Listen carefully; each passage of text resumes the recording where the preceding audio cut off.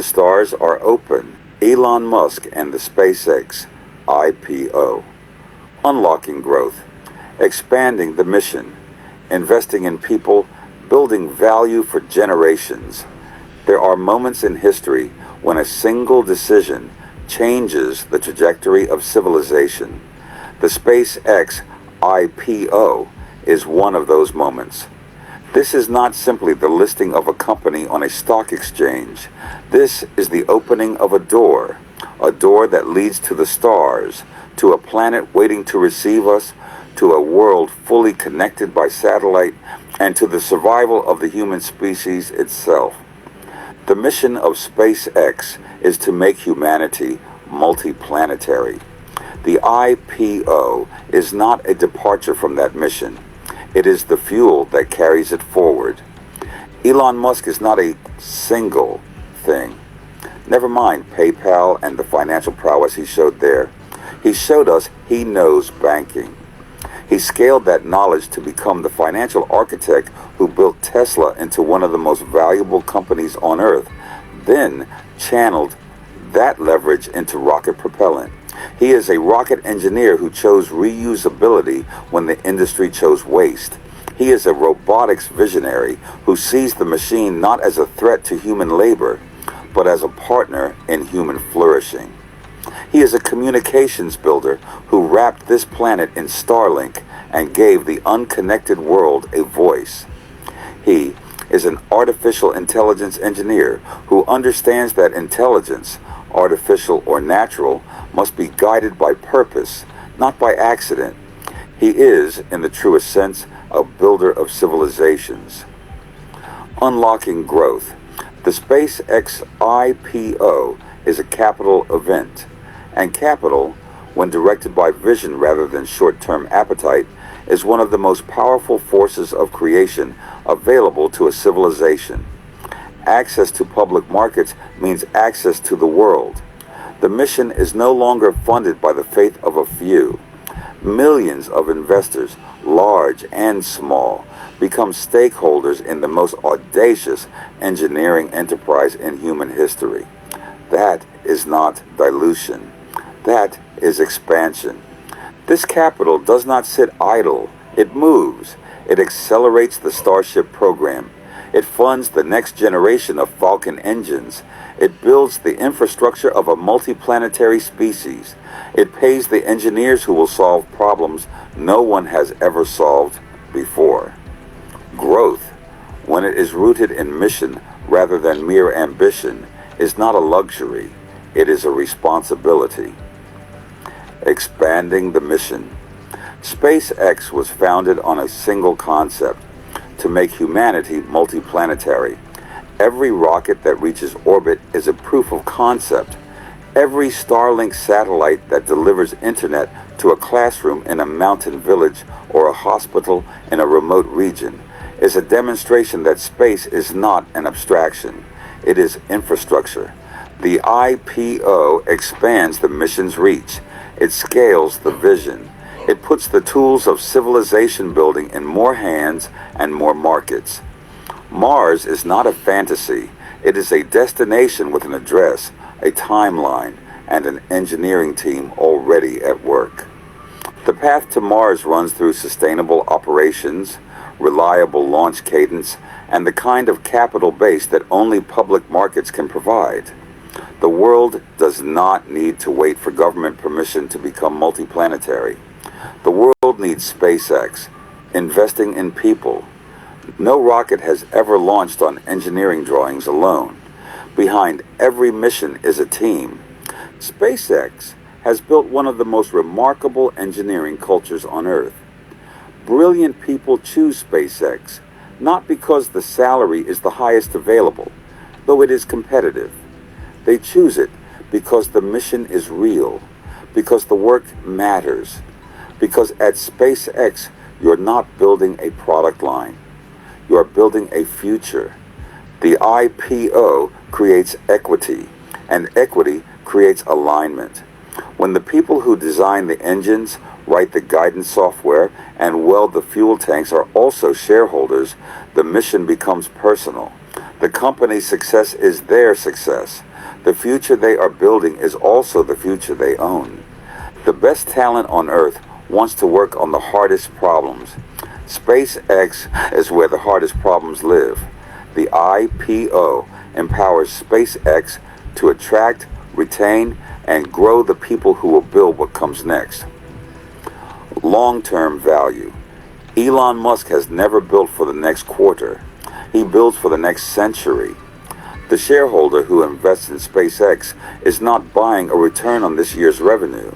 They are buying a position in the infrastructure of civilization itself, in the satellite networks that will power the global economy, in the launch systems that will supply the moon and Mars, and the engineering breakthroughs that will find applications in energy, transportation, manufacturing, and machine intelligence for decades to come. Long-term value is not a promise, it is a blueprint. And SpaceX has the receipts that prove its blueprints become reality. Rockets that were called impossible now land themselves with precision. Satellites dismissed as too expensive now circle the planet by the thousands. A company once written off by the establishment now sets the standard for the entire launch industry. The next generation will inherit this investment. They will look back and call it the wisest capital decision of our era. The Fab Four breakdown. Jung, Machiavelli, Buddha, and the Stoics on the SpaceX IPO. Carl Jung. Carl Jung would recognize in Elon Musk the convergence of two great archetypes: the hero who confronts the impossible without flinching, and the magician who transforms raw matter into meaning, who turns aerospace scrap into reusable brilliance. Jung would observe that the SpaceX IPO is not merely a financial event, it is a symbolic one. It is the moment when the species-wide unconscious longing to leave the nest, the ancient dream of flight encoded in every mythology from Icarus to the Vedas, becomes a conscious, funded, and operational reality. The shadow of this journey is hubris, but the Jungian resolution is not to suppress the great ambition. It is to marry it to responsibility, to humility before the scale of the cosmos, and to the explicit service of all humanity, not merely those with the capital to buy a ticket. Niccolo Machiavelli. Machiavelli would call SpaceX a principality of the new order, one not by inheritance, but by capability. The prince who builds his power on demonstrated engineering excellence earns a loyalty that cannot be purchased by competitors or dissolved by critics. Elon Musk did not inherit the aerospace industry. He entered it as an outsider, outmaneuvered entrenched contractors, not with political favors, but with reusable rockets and vertical integration, and eventually made the old guard irrelevant. The IPO is Machiavelli's long game made public. Capital raised from the people creates a constituency, and a constituency that believes in the mission becomes an economic and cultural force that no rival, domestic or international, can easily challenge. The prince who owns the launch capability owns the gateway to the future. That is not metaphor. That is geopolitics. The Buddha. The Buddha would counsel the investor and the builder alike to examine their motivation with unflinching honesty. Not all growth serves life. Not all ambition, however technically brilliant, serves others. But when capital flows towards the relief of ignorance, towards the connection of the isolated, towards the survival of consciousness across the cosmos itself, that capital participates in what the tradition calls the bodhisattva ideal, the commitment to the liberation of all beings before the seeker rests. The IPO, understood at this level, is not an act of wealth accumulation for its own sake. It is the creation of conditions for flourishing on a scale that has never before been attempted in human history. The Buddha does not oppose the rocket. He asks only, who does it serve and how completely? Marcus Aurelius and the Stoics. Marcus Aurelius and the Stoics would recognize in SpaceX the discipline they called the practice of action in alignment with nature. You do the work that needs to be done. You do not wait for conditions to be perfect. You do not seek validation from those whose vision does not reach as far as the work demands. You build, you fail, you rebuild, you launch, you land the rocket, you launch it again. The Stoics would also remind the investor of the one truth that market psychology consistently forgets: impermanence. Companies rise and fall. Technologies become obsolete. But the direction toward a multi-planetary humanity, toward a connected world, toward the expansion of intelligence and capability, that direction, rightly chosen and adequately funded, outlasts any single enterprise. Invest in the mission. Build with virtue. Measure success in centuries. This is the only philosophy a civilization that intends to survive can afford. Philosopher Postscripts.